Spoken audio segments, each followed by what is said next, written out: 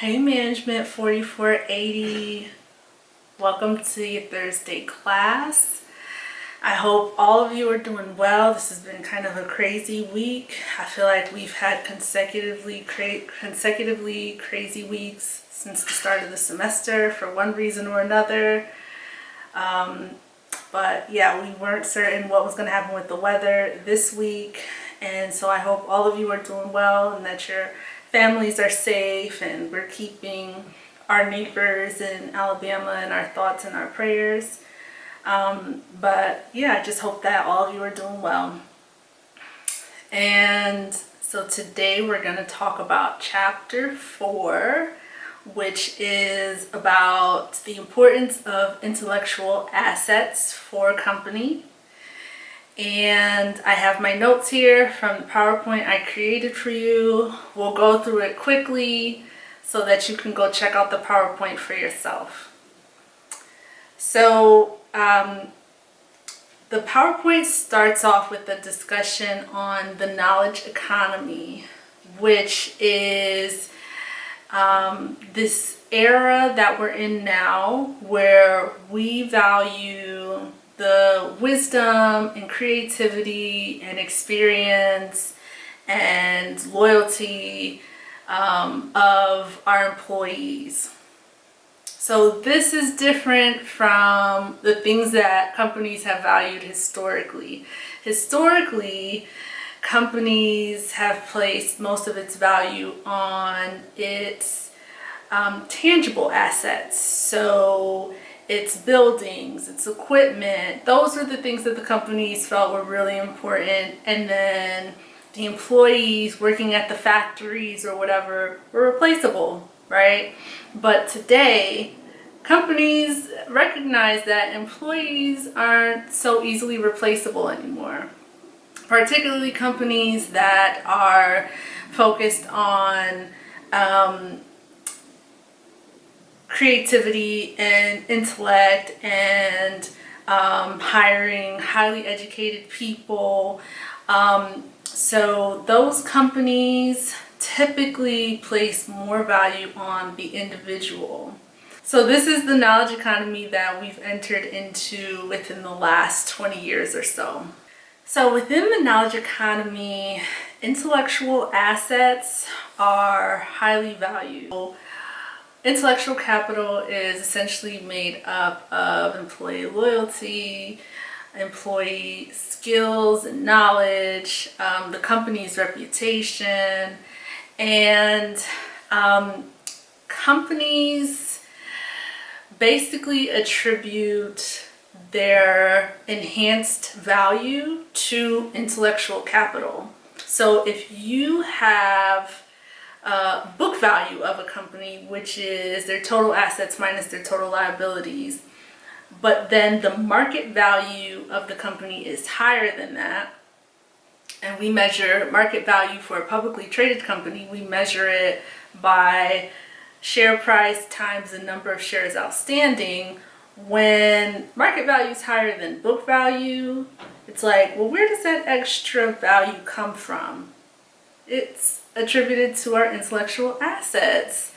And so intellectual assets are very important to companies today. In the knowledge economy, we also want to manage our human capital, our social capital, and our knowledge well. So you all know that human capital is the skills and experience of our employees. Social capital includes the relationships among our employees and among our employees with others from other companies. And then knowledge management is split between tacit and explicit knowledge. So explicit knowledge is knowledge that is clearly documented. It is, an example of it is if you start a new job and they give you an employee handbook that tells you exactly how to do your job step by step. So that would be explicit knowledge. You have clear steps, clear documentation on what you're supposed to do. On the other end of the spectrum is tacit knowledge. So again, say you start a new job and you're trying to enter data into this new system that you've never used before, and it's just something is just not working for you. And then your coworker who's sitting next to you says, oh, just hit Control Alt L whenever you go to this screen, and then that'll let you enter it in. There was no way you would have known that had your coworker not seen you struggling with that particular screen and told you how to get beyond whatever the barrier was. So that's an example of tacit knowledge. So it's really, tacit knowledge is more so dependent on relationships, right? So when your coworkers view you as someone they want to help, a fellow team member, then that's how we share and spread tacit knowledge. So of course, in the knowledge economy, since we place such high value on an employee's intellect and creativity and education, we are really concerned with hiring good people. But it doesn't just stop at hiring, right? We want to hire them, we want to develop them, and then we want to retain them.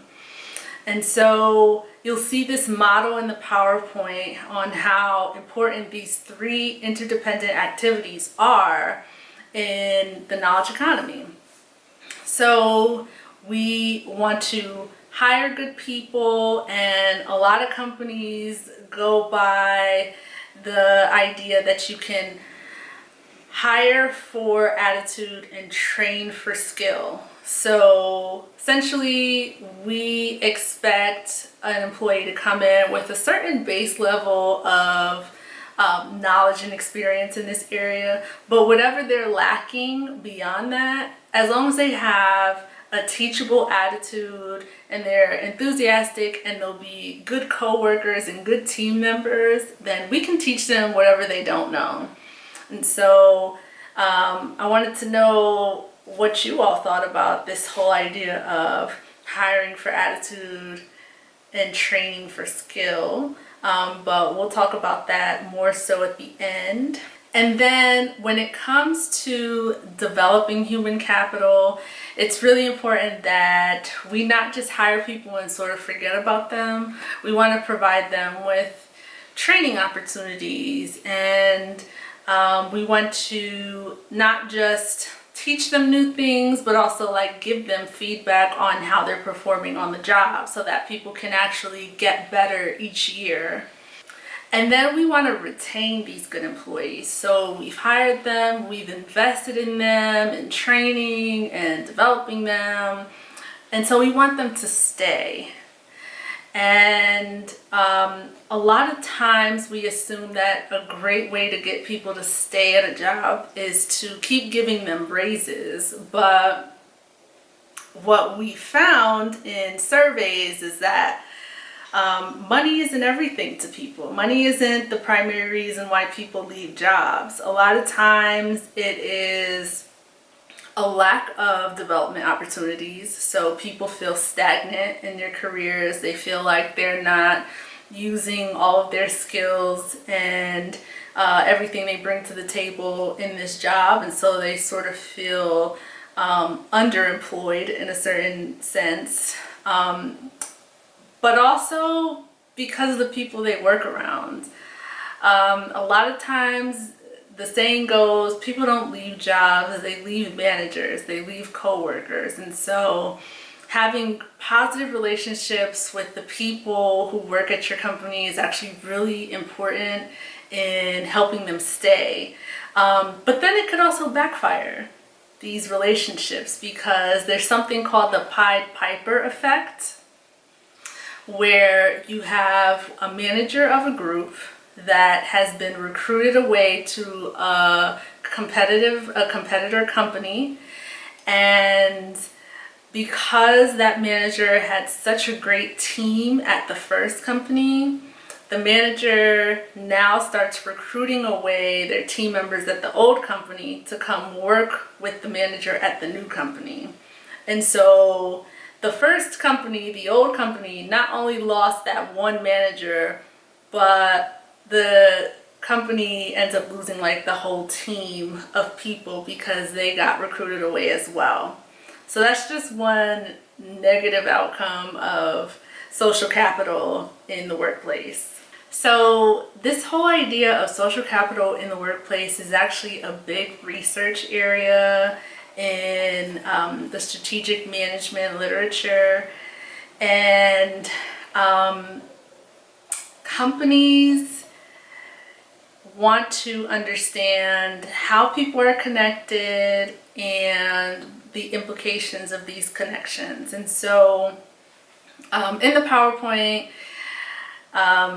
there are different types of connections that I highlight. So you have closure relationships. So that's essentially a team. Imagine a team at a company.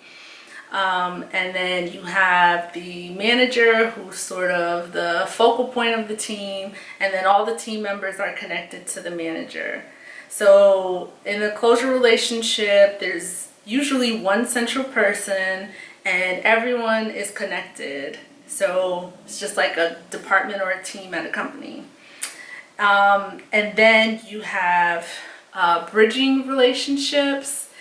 And so these are relationships that connect unconnected groups. So if you have two closure groups, so departments, and then you have one person who is sort of like the liaison between the two groups, that would be a bridging relationship, that liaison that connects the two groups. And so by connecting the two groups, that liaison is bridging a structural whole. So if that liaison wasn't there, there would just be no connection between the two groups, right? And so there would be a structural hole there. So you'll see more information on these terms in the PowerPoint. So for next steps, I just have a few discussion questions that I want you all to consider in the forum. So I came up with some questions that I want to get some of your insights on that's related to the knowledge economy and intellectual capital. And I'll post one question per forum. You can choose which question you want to answer, but once you see that 5 of your classmates have already answered a particular question, choose another question to answer. And then once you answer another question, I want you to respond to a comment that one of your classmates wrote to a question. So that's just a total of 2 forum entries for you. Okay, so you're going to answer one of the questions and then you're going to respond to one of your classmates' answers. All right, so that is it for this week, and continue to stay safe. Email me with any questions, and I will see you next Thursday.